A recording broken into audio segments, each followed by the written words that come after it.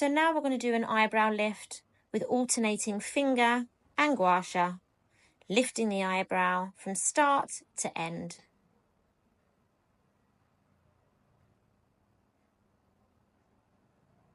And repeating that on the other brow. And it is at this stage that you would repeat the steps if you were using just one gua sha tool. Now using the flat edge, both starting in the middle of the forehead and drain towards the temples.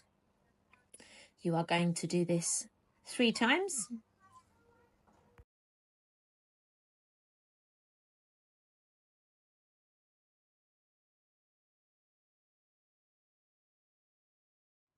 Take your client's head and turn it to one side.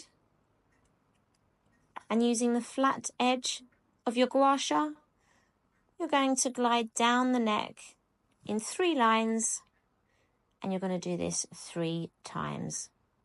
They will overlap, but this is completely fine, and it's just really helping drain all of that lymph from the face down to the neck.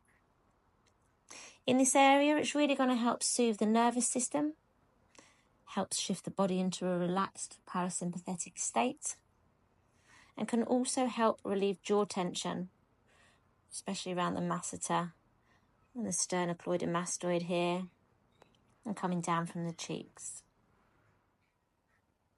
Then using both ice globes, starting in the middle of the brows, you're going to do semicircles towards the temples, creating an M shape over the brows.